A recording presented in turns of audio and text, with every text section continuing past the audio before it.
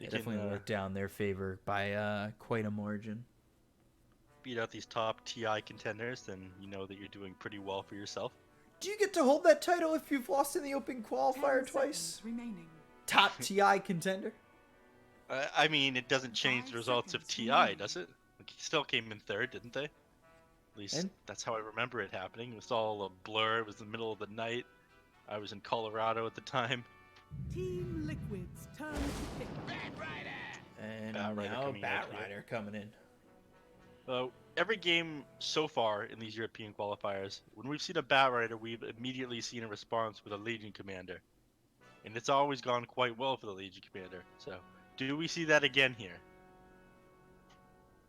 That's the question. Team Liquid seems to be thinking about it a little bit more than the other teams have. 5 seconds remaining. Quite a bit more than the other teams have. So they might be thinking about coupling something that's really good with the Grimstroke instead. Or they might have been thinking about taking the Batrider for themselves here. Again, you can get the double lasso off with that Soulbind. So maybe they're thrown a little bit off kilter by Alliance taking it right now. And Yeah, they maybe might be weren't opting expecting for it. taking something that goes pretty well. They're thinking about the Doom right now. They might be thinking about a Lich. That's a classic with the Soulbind as well. Having that double chain frost. I feel like some teams also, when it's this 3-4 pick, think about what they want to pick next to show their opponent. Like, they show the Dark Willow here. Does that make Alliance draft differently? Maybe they go to the Legion Commander afterwards. Most likely with that Batrider, you're probably not taking the Legion with the Earthshaker and the Batrider unless you make the Batrider the 5. Yeah, I think it would throw off their draft a little bit too much. Speaking of throwing off drafts, Dark Willow feels a little bit odd for me here. But again, who was it that made that insane play that what was it? That was at the major, right? Basically robbed the other team of the victory with the Dark Willow. Oh, yeah. Which one of them was that? I know exactly what you're So talking I think about. this is more of a player favorite than a necessarily good pick in the draft right here. Alright, so they take the Lich. Lich is one of the best positioned 5 heroes right now. He's very solid with a lot of different teams, and it does stop them from having that Grimstroke Lich combo. So it limits what Team Liquid can do here. So they think, okay, well, do we take the Legion Commander in order to counter out this Batrider after taking the Dark Willow? Or do we get something that goes decent with the Soulbind at this point? 5 seconds. Either way, their draft feels a little bit off for me so far. I'm not liking it as much as I did last game. Last game I definitely favored Liquid. Mars! Actually take Mars. I really like this combination. The Dark Willow and the Mars go super well together. Anything that you can throw down inside the Arena of Blood to make it that much of a stronger spell. I like Shadow Fiend ult. I saw that a lot yesterday. I like Warlock Golem. I like Static Field. And of course, the Mars and the Dark Willow ult combination just has you running into the side of the arena again and again, holding them in place while they're disabled and doing extra damage because of the wall. 5 seconds remaining. So the thing here with Mars is what we saw in the Chinese qualifiers as well as something that Denny would do is play the Mars mid. When we saw the Mars for Blaze, they took it was actually Void Spirit and Mars. They put the Mars mid, Void Spirit in the off lane. So opportunity for that, at least from Liquid, to go that direction. Not certain that they will. I don't know what they're more comfortable with, but it definitely gives them opportunities. Mm-hmm. We'll see what they pick out last here. Does it ban out Slark on Alliance? Again, that's one of the better heroes at dealing with this Batrider. Anybody who can purge the sticky napalm or get off that lasso as he tries to jump on them. Lifesteal is another good option against Batrider, but that's been banned out as well. And not having that option. We'll see what Liquid go for here, and it will be Weaver. That one feels a little bit weird to me. I don't know about you. Again, it's something you can kind of punish with the Batrider. That's the sort of build you want to be playing, the Sticky Napalm and the flame break that we've been seeing a lot more often in level 2 instead of the Firefly. You may And now Juggernaut select taken your for heroes. Alliance. A lot of people really hate Juggernaut. The last patch, he was seen as one of the worst carries. I think he's been buffed a little bit. He had the damage increase, but he does fall into the category of one of those core players. One of those core players that are core heroes, sorry, that have the D spell. And that's been the strongest core heroes at the moment. Slark, Lifestealer, Phantom Lancer, and Juggernaut, of course. So. You know, Jug is okay. Not a lot of people like him. I definitely know a team that doesn't like him at the moment. Starts with an L, ends with a D. Not Liquid, it's OGD. They are very much not a fan of this Jug as they played it in their best of 3 against Blaze, and it really didn't work out. 5 seconds remaining. So, out of these 2 drafts, Team Liquids feels a little bit awkward for me. And as much as I liked them last game, I think they played super well together. I think that I slightly favor Alliance's draft. The only major issue is they don't really have that many heroes. The Alliance doesn't have that many people they can really steal from with the static link. Both these heroes, Void Spirit and Weaver, are able to get away. They might have some damage problems with Nick A being the only really right-clicking core. But apparently, I just got a bunch of people messaging me telling me I don't know anything about Void Spirit, which might be true. Apparently, the top build right now is like a Chrysalis Rush on the Void Spirit and how much damage it's doing. I don't know. I've seen a lot of Spirit Vessel Yules, and then I you know, obviously in the off lane, but I saw the Phase Pipe that came out as well as Yules. Message getting told it's the Chrysalis Rush into Solar Crest and Yules afterwards. So I guess just tons of physical damage and then the setup for his Aether Remnant. Yeah, and then it's about the build with you know, what do you do with your ability build? As I've seen plenty of players go heavy into the Aether Remnant. I've seen plenty of players skip Aether Remnant altogether and just go 1-4-4. But I've also, you know, when they go heavy into the Aether Remnant, they kind of skip Dissimulate. So I think there are a lot of builds out there right now for Void Spirit, and there's not one build in particular that is really the end-all be-all for the moment on Void Spirit, as we now have to differentiate. So I'm interested to see how he chooses to play this. It looks like there's a lot of different iterations of Void Spirit. It sounds like the ones I saw in South America and the ones that you've seen recently in China have been different from the popular European ones then. So each region has their unique spin on it, which is kind of cool to see. Yeah, we'll see how Liquid go about this, how Alliance go about it, what builds are we going to see, and if Liquid will take the 2-0 over Alliance. It's been all 2-0s so far to this point. I believe it's our 5th series of the day. Not personally our 5th series, but 5th series of the region for just today. That is a lot of Dota in a row. That's for sure. All right, already down here, mid lane. Koiba get gone on. Deal a little bit of damage from him. Do a little bit of damage, not too much though. So it only takes about 150 damage there. Lives on. Wait, is that 4 bounty runes going the way of Alliance or Liquid there? Apparently so. How? Grab all 4. How did that happen? I was watching the Razor going on the Void Spirit here. Well, it's the positioning of what 33 and Hansky where they had pushed them back a little bit and pressured them, and I think that just enough was there for Liquid to take over and push out towards these bounty runes. It really should never be 4-0 like that. Almost never, especially when you've got a bounty rune within your own triangle. So, do we see Boots of Speed first on Hensikin? Ooh, that's embarrassing. Mickey, or Insania missing that Stroke of Fate. Wants to give him a high 5 though. And realizing that he really doesn't have much way of killing him. Insania's not interested in being friends though. Meanwhile, over here, Taiga actually almost went down to Fada on the Lich. You said that less than 10 HP for a moment there.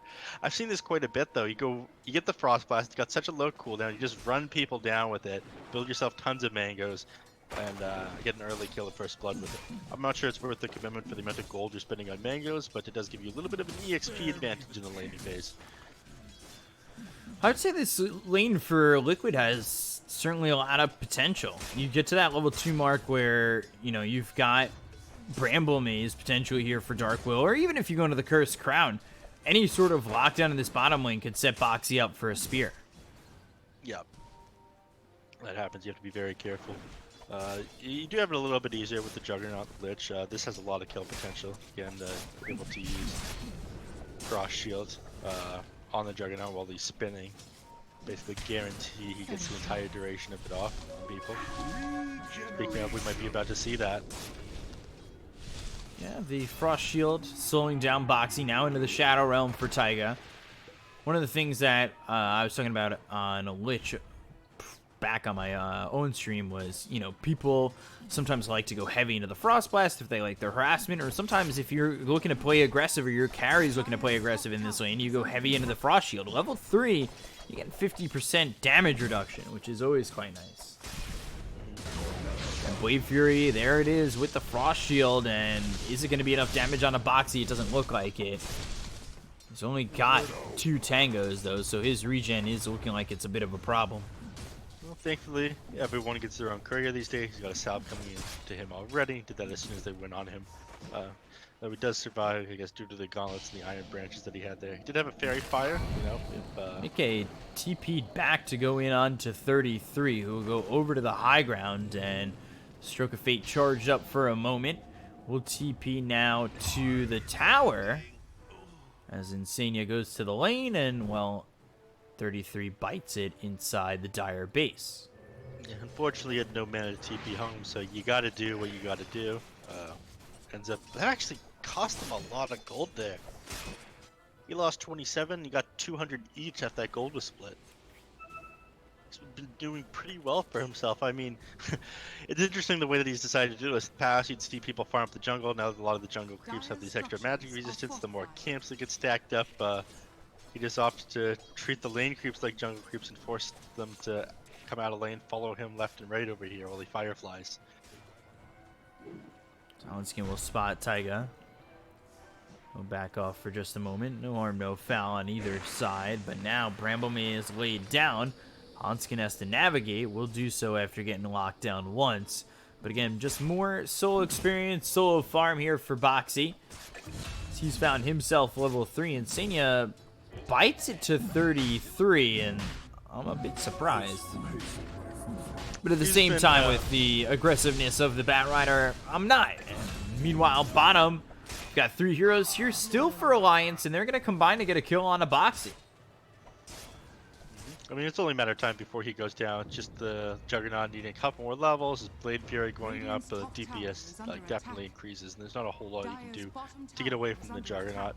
Having about the same movement speed when you're slowed by Lich's spells, you're as good as dead. You just have to either TP out right away or accept your fate.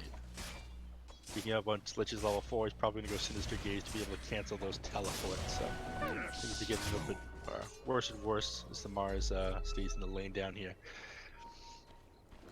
But yeah, I really like how far forward 3-3's been playing this Batrider. He's been playing it so deep into the enemy territory and jungle. It's been forcing Insania to play like an inopportune way. He's going to be behind in levels and XP, just spending so much time trying to shut down this Batrider and stop him from doing the things he wants to do. It's really interesting how he's choosing to play this game right now. Void Spirit got chased for a little bit. Static Link on him, but he's able to retreat successfully. And yeah, you can take a look, 33 within the trees, and now Insania trying to throw a Stroke of Fate. Maybe would like to save his courier that just walks over, but they've got the Cursed Crown. They'll get the Ink Swell to stop him for a moment, and Cursed Crown will stun him on the high ground. So again, he kind of makes some space. But he chooses not to? He's going for the courier. Oh, come on. He don't. Okay. He goes to the enemy base to buy a salve. Cursed Crown 33 inside the Dire base for not the first time, but the second time. Taiga gets the kill there. I mean, somebody had to deal with this bat infestation. This guy's being a little bit too cheeky. He goes into the enemy base, buys a salve and a couple other items, but he could have just teleported out when he was on the high ground, I think, like just over here, right? Yeah, he was far enough away with both Inkswell as well as Curse Crown used. There's no way he's going to get stopped. Yeah. Maybe he just decides, okay, I want to get back to lane faster. Die, no use teleporting home now. But they do keep getting a decent bit of gold from him. I mean, Taiga's happy to get that experience. Otherwise, he's not getting a whole lot. Well, speaking of, he's level 3 now. He pops his smoke, not to go for a gank anywhere, but to actually lay down a ward out of vision of the enemies. That's something I really like doing as a support. Get ward where you think, or where the enemies think that you don't have anything, because you have your own vision up. A lot of people don't utilize smokes for that reason. They'll spot the stack, but the ward spots them coming through the jungle. Fada's nearby. He's going to want to stay away from this escort of heroes. He actually shows up with Hanskin. I'm not sure the reasoning to show up to this fight, as you're going to lose Fada pretty quickly, and now the Aether Remnant will hold in Hanskin. Omni Slash was used. They'll look over at Insania with a Blade Fury. They'll always trade 1 for 1. Meanwhile, Koikfa does have one more Astral Step and uses it to go in on this Earthshaker. Hanskin just destroyed here by Koikfa. The damage this early into the game. Yeah, he's pretty powerful. That's for sure. So just opting to send himself out a magic wand right now, it looks like. But we can see if he's going that build that I was just told about out of Europe, or see him follow that Chinese build that you saw in some of the games that you've been casting. Nico Baby gets gone on here, but he does have spin if he chooses to use it. Doesn't need to. Yeah, in the last fight, Nico Baby tried to go on the Dark Willow with his Omni Slash, but of course, Dark Willow, one of those heroes that can just pop a button to get it off him, uses Shadow Realm and gets away. And that's an issue for a couple of these heroes here on Liquid. You're able to get out of Omni Slash with Astral Step, disassimilate Shadow Realm, and For Remnant, now the Cursed Crown.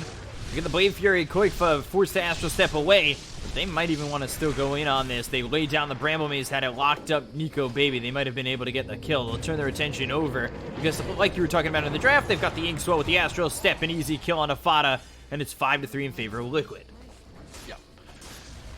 So down he goes there. But yeah, like I was just trying to expand on that a little bit. There's a lot of things that counter out Omni Slash these days, and Liquid has quite a few ways to not have to worry about that. You can Sakuchi out. If you're detection, you just time lapse away, you Shadow Realm away from it, you just assimilate away from it. There's just a lot of ways for him to knock it off that spell. I think it's super useful dealing with the Mars, because you'll continue to follow him and you can chase him over his ultimate, otherwise you wouldn't be able to.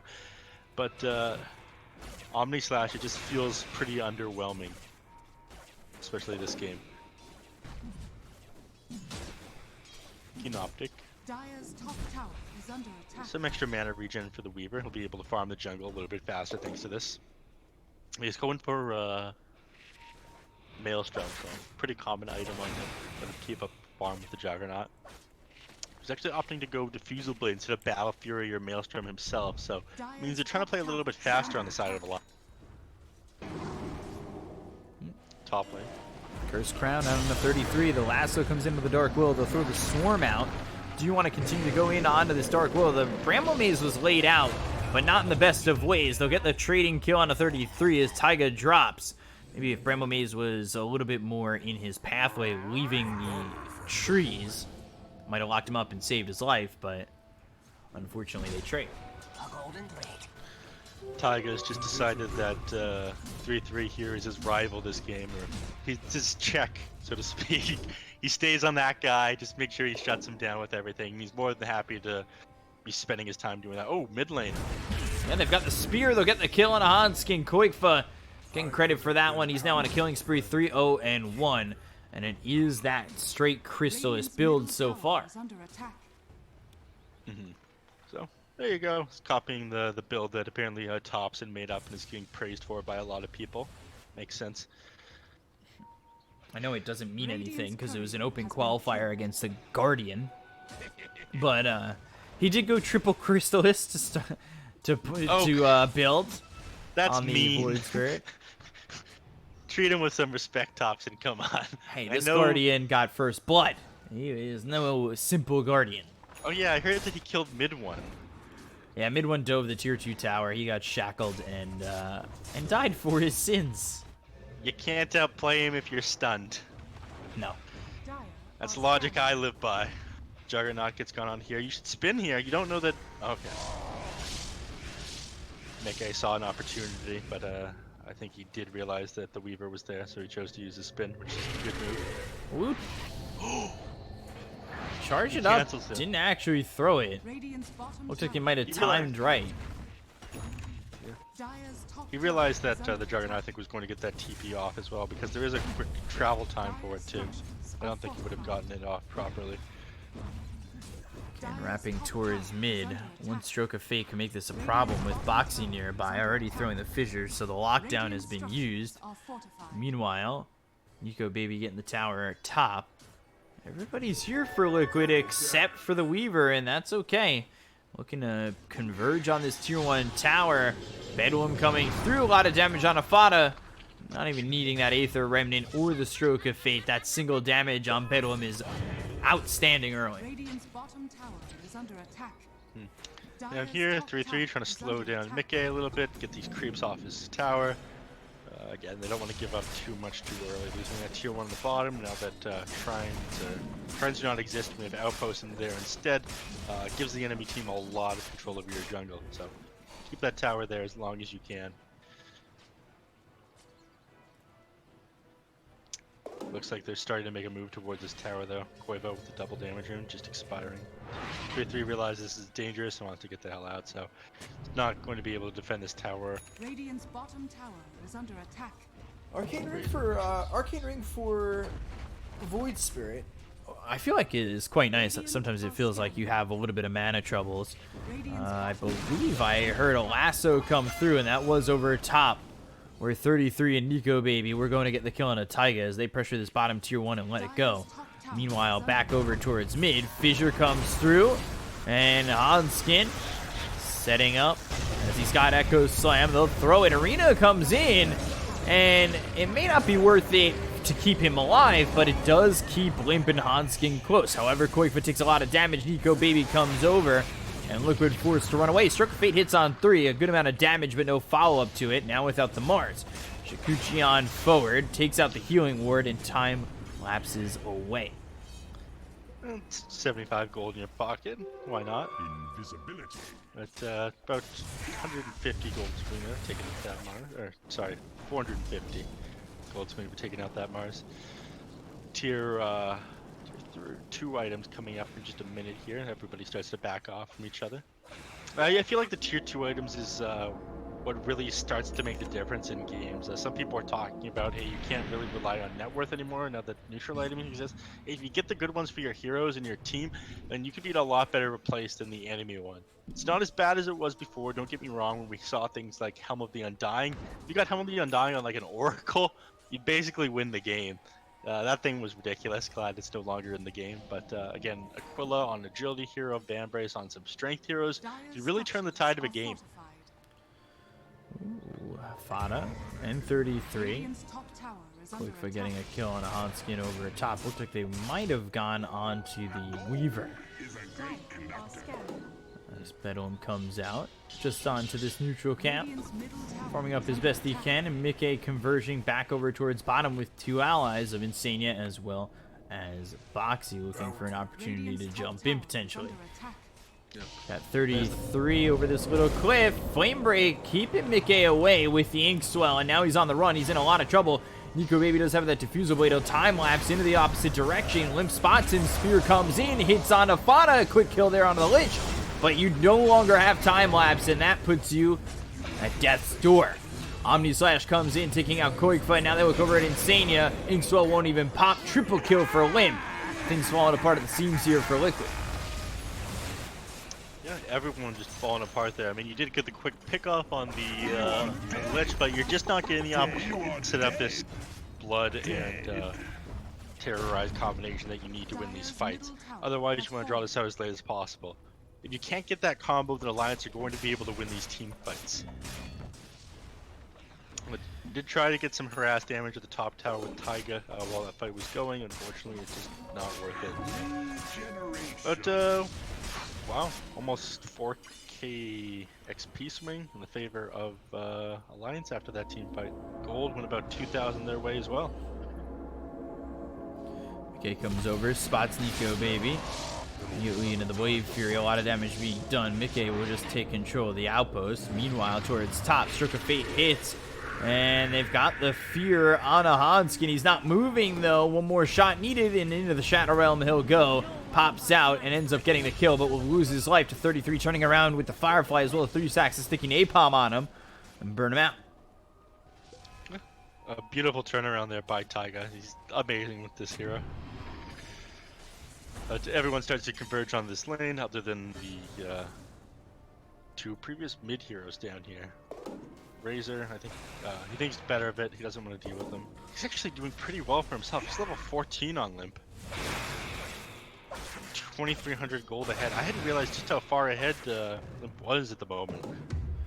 You know, Limp 3 levels ahead of this Void Spirit, and Quickfoot with the crystals now going into the Yules. Been pretty effective. He's 4-1-1. Just that death coming in the last engagement.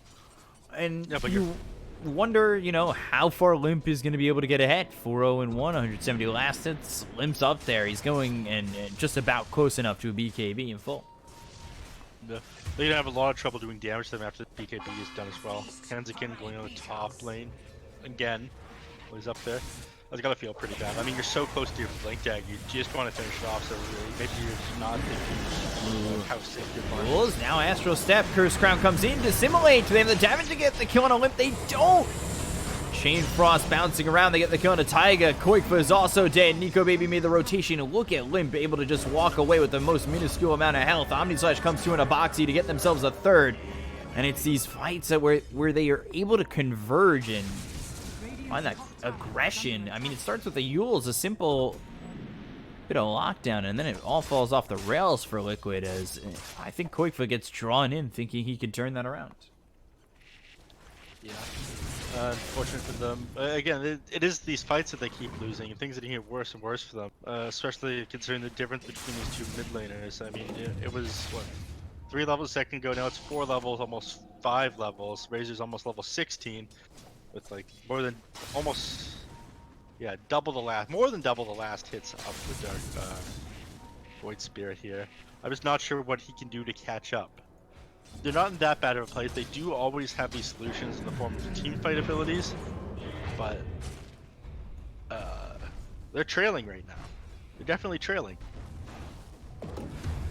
It says only 2,000 net worth behind, but feels like more than Grove. Certainly does. You know, is Mickey going to be able to bring back this game with the BKB after this Maelstrom? Is that enough here? He's sitting top of the net worth right now for the Dire. Quickfoot, he's got this Chrysalis. He's one component away from having the Yules. Again, a little bit of control there for Liquid. It's items that I'm not certain make or break the game for Liquid at the moment. As this might help out, though.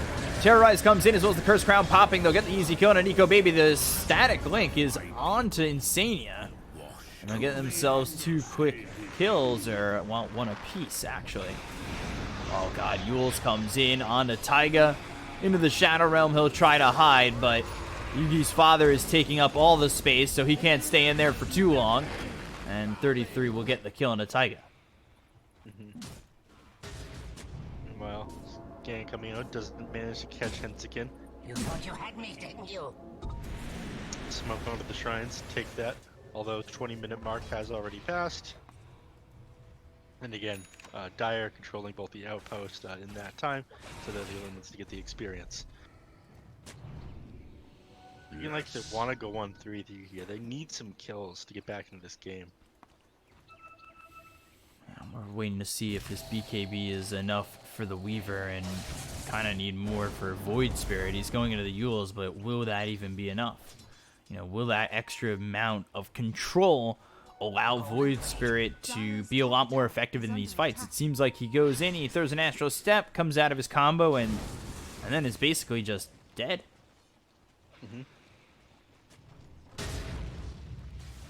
So over here, they're smoked up. Oh no, Taiga. Well, they'd be happy to go on a core, but if it supports all their my God, did you see that? Very close. Very close. Those are some good Dire's instincts. top tower is under attack. Felt like something was wrong, but it's normally when you're a carry, you feel like something is very off, but they're about to jump on you. When you're this deep into the support hero playing right beside your tower, the last thing you think of is that they're up there with you. They use this opportunity super well in Alliance to take Roshan because they know that everyone's going to be playing safe. They think that they're smoked up. Unfortunately, they're so slow to it, they opt not to do it after all.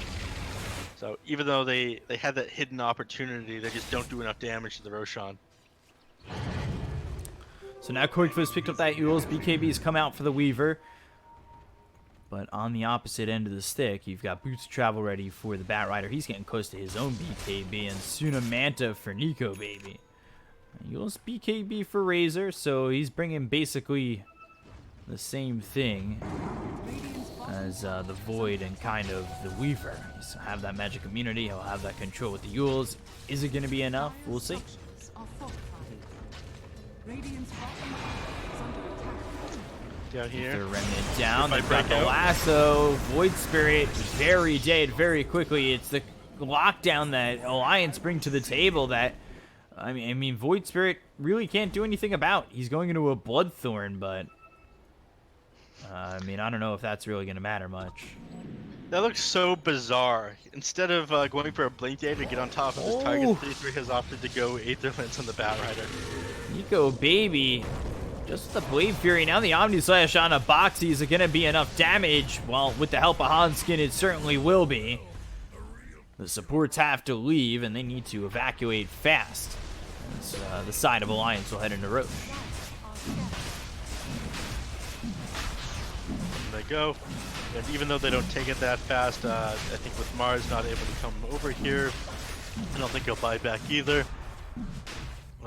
We just picked up a TP and he's dead, so actually might be thinking about it. Taiga realizes something's going on here. And she is one of the better heroes at taking these fights. He's got a Blink Dagger. Terrorize. I thought maybe at the more proper time, Yeah. might have been able to do something with that. Get the Terrorize at the last second, then blink in, steal the Aegis, but it won't happen here, and there won't be another chance at entry.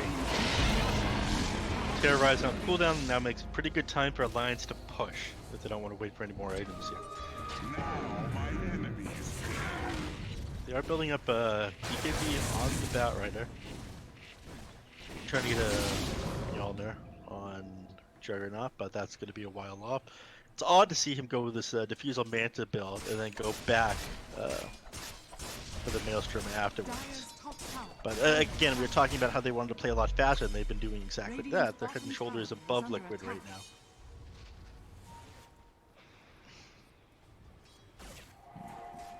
Limp doing a very good job. He's picked up a Chrysalis, going into that Butterfly.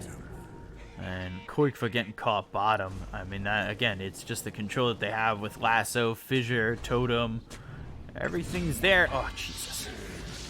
And they'll also get Boxy. Just pickups happening everywhere. I don't think these kills should be happening either, but you're feeling a little bit desperate right now, Liquid. You're playing a little bit weird spots, especially this this Void Spirit. He's feeling like, okay, I can get these solo kills now that I have my Chrysalis and my Euls. I want to set up on people with my Aether Remnant Euls combination, and like get back into the game, get that swing back gold. Unfortunately, he's getting punished for it instead. And we hit 25-minute mark, so we're seeing tier 3 items come out. Quickening Charm on the Weaver, and Greater Fairy Fire just picked up by the Juggernaut.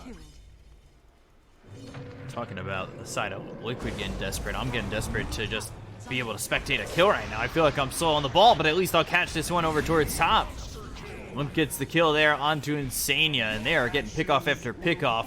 Again, we talked about how the net worth lead really isn't indicative of how this game feels at the moment, because it certainly feels as though Alliance are much more ahead. It seems like every fight they're controlling the pace, and right now, just the game in general, they're controlling the pace. Absolutely. Oh, they take down this tier 2 tower, and I think at this point they're gonna terrorize. Coming in to save Mickey's life, but well, 33 moving forward gets the dust out on a Mickey, and well, Taiga trying to TP away. I don't know if Mickey wants to be back here. He turned around for some reason. He's low on mana now. He needs to just turn tail and leave. Fisher didn't quite connect with Taiga. He was trying his hardest right there on Hensikin though.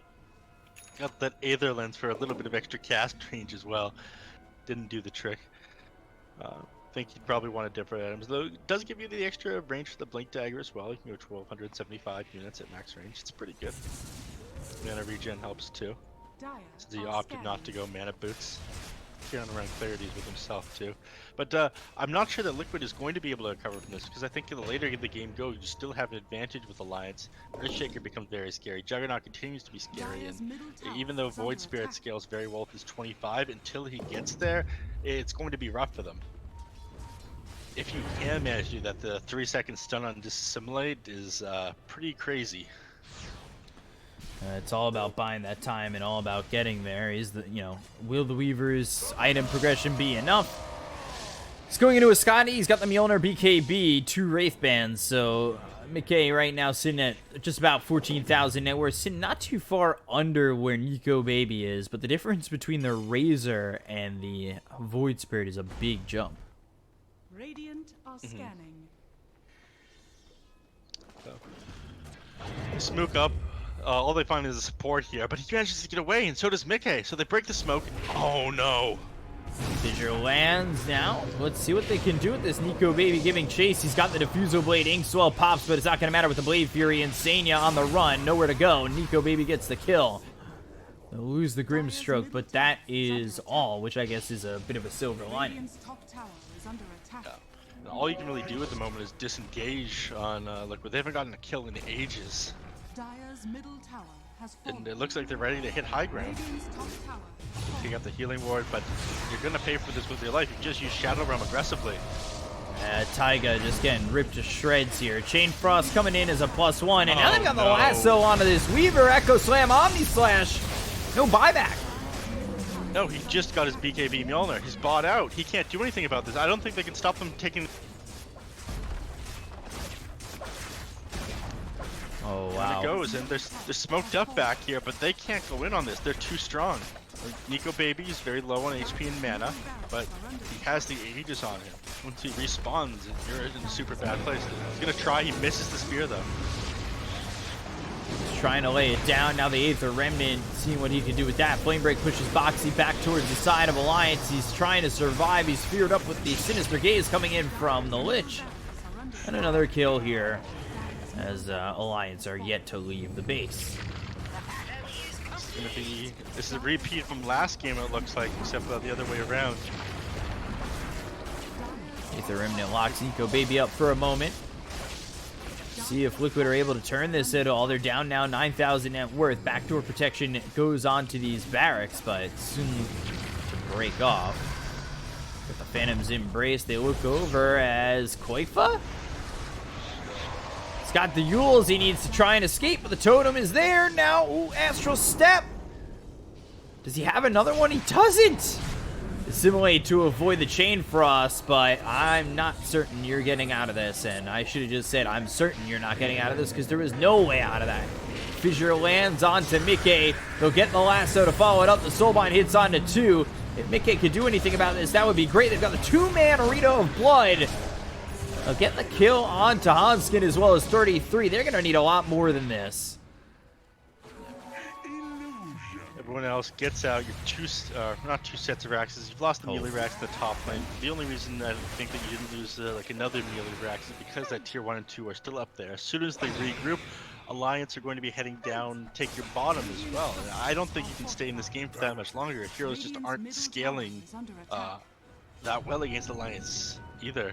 Like they need to wait until like 40, 45 minutes. This Void Spirit is level 25, level 30. I don't think they can last this long. Brings it all the way down to 6k, which was a 9k advantage.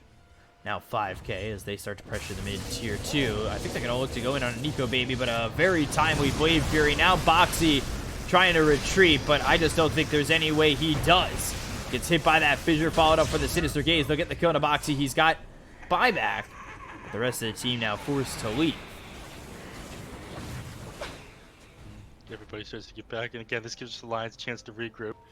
Think about if they need any more items before they do this last push on their base and take mega creeps.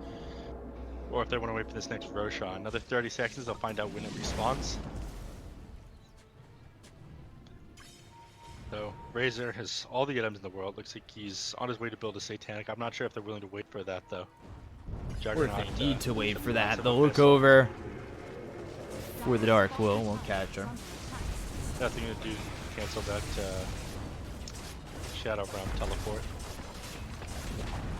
Right, you've got the majority of your Abyssal Blade here. You have the Vanguard recipe and the Abyssal Blade recipe, so the rest of it you're able to get from that secret shop there. We'll see if they opt to wait until they have that on the Juggernaut portion 4, but I'm not sure if they have to. I mean, it's not too far away. Nico Baby should be able to farm it very quickly. Grab that Abyssal Blade, give you that extra bit of lockdown. Being able to make that jump and pierce the BKB on the Weaver right now, the only solution to it is the Bat Rider lasso, but speaking of... Lasso comes in, Weaver in trouble. They don't even need the Abyssal Blade, they'll just get a lasso and an easy kill. Yeah. So, down goes the Weaver yet again for their 60 seconds here. Payback status is available. But I don't think they're going to be able to push the base the next 60. Well, they don't want to push the base in the next 60 seconds here. Juggernaut finishes up this Abyssal Blade, and Roshan spawns very quickly. Aders and Cheese coming out for Alliance as well. It's just another tool in their kit.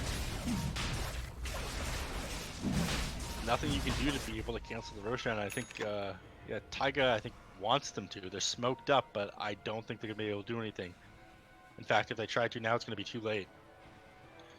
At this point, it's almost worth it to just leave, but Final will show himself, break the smoke. Up by the secret shop, Alliance ready to go. There's still 18 seconds until they've got this Weaver back.